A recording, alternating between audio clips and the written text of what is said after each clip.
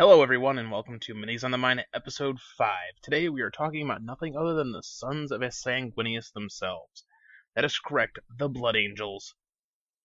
Now, for myself, the Blood Angels probably are the one, if I had to pick one, group of Space Marines that I personally would play outside of probably making my own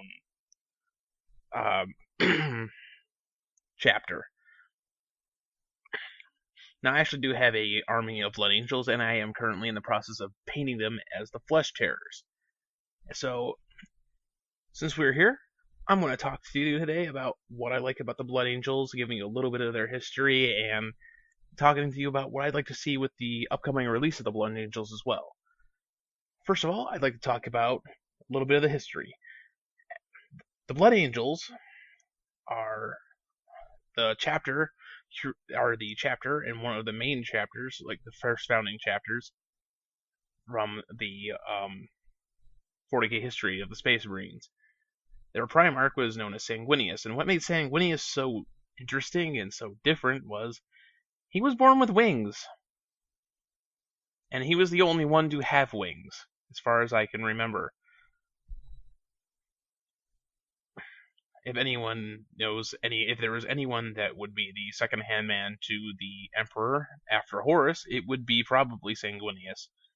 In fact, when it came to the Horus heresy, Sanguinius died in his attempt to try to stop Horus from going after the Emperor, and a lot of people in the Imperium of Man contribute Sanguinius' efforts to being part of what helped the Emperor keep Horus from just flat out killing him. Now, it was a wonderful story, and I would love to see things like a movie come out of this, because I honestly find Sanguinius to be one of the most interesting out of all the Primarchs. Now, another thing kind of interesting about the Blood Angels is that they also have this thing about them, the Red Thirst. It's a special quality passed down through the gene seed of Sanguinius. Some people see it as taint from the Chaos Gods, and other people see it as a kind of a bloodlust that Sanguinius himself may have had because of his devout wanting to help the Emperor and prevent his death and stop Horus. Now, I can't tell you for sure what it is. You're going to have to study that for yourself, but it's really an interesting thing and a really cool take on it. And I myself just think that there is so much fun variety with the Blood Angels on their own that they just make such an awesome chapter, and all the little splitter chapters themselves are also really neat. As I said myself, I play the Flesh Terrors. I think their color scheme is really cool. That little buzzsaw thing is really neat. Also, one of the things I really enjoy about them is that they're one of the fastest of all of the Space Marine armies. Maybe the White Scars being the exception there.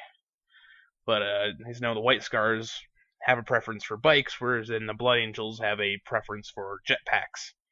It's supposed to be like their simulation of flying and wanting to be in the air, like Sanguinius could actually do himself. I think also the Blood Angels have some of the really more interesting characters and quirks about the actual chapter themselves. Like the Sanguinar. What is that thing? Who knows? I've heard several fan theories that are all very interesting, and I would really recommend looking into a lot of the fiction and writing on Blood Angels themselves. Now, as I said, we are on the cusp of the release of the Blood Angels. And I obviously want to know what everyone would like to see coming out of the Blood Angels in this release, and perhaps even in future releases. For myself, I would love to see an expansion into some of the other splinter chapters of the Blood Angels. I'd love to see some more specific rules and stuff for my Flesh Terrors. So one of my hopes for this upcoming release is that we get a specific Flesh Terrors book.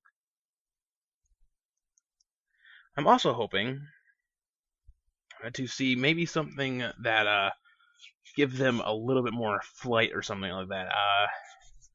I don't know. Instead of maybe having normal bikes, maybe we can have some jet bikes in the future, kind of like how we used to have in old Horus Heresy bikes that can shoot further than normal bikes. Make that be their little bit of specialty, considering that the rest of the vehicles that the Blood Angel have all have the special ability to go faster.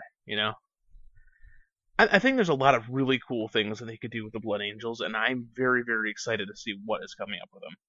Another thing I really hope they do with the Blood Angels, and this is just on a modeling standpoint, please, please, for the love of God, replace most of those character models and give us some new ones to work with.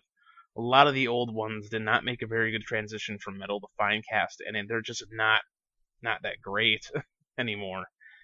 I want to see a good replacement for Dante and Corbulo and Mephiston. Another thing I want to see is I'd like to see a reworking of some of the Blood Angels' special psychic abilities. The Blood Angels have a lot of cool psychic powers that don't really work out so well anymore in 7th edition. If not, this just flat out don't work at all. Now, maybe you can give them their own little chart, or, their own little chart specific for certain characters, or find out some way to make it work somehow. I don't know how. But I really want to see something happen. I'm not necessarily asking for the days of where you can drop a librarian dreadnought in the back with a drop pod in the back and sphere a bunch of people off the table, but I would really like to see you be able to do some unique psychic phase things with your Blood Angels. Honestly, Blood Angels, one of the things that were so appealing to me, because it was because if you know how I pick armies, I don't usually choose psychers, is they're kind of fun little unique psychic abilities that they had. I don't always like having to pick straight from the core rule book, so something a little extra is nice. That's probably one of the reasons why Tyranids have always been kind of cool to me, even though I've never actually made the plunge into them. Though, honestly, if I could work up the funds somehow, I would love to get the new box set coming out that have the Blood Angels and Tyranids in it. Maybe that could be my way of getting into Tyranids, finally. I mean, I had a Tyranid Codex from way back, and I don't know. I just never went any further than the Codex. It was kind of sad. But anyways, I'd like to know everything. What is your favorite piece of lore about the Blood Angels? What is your favorite model that the Blood Angels currently have? What's your favorite model from the new releases as they come out? And what would you like to see in the future of the Blood Angels?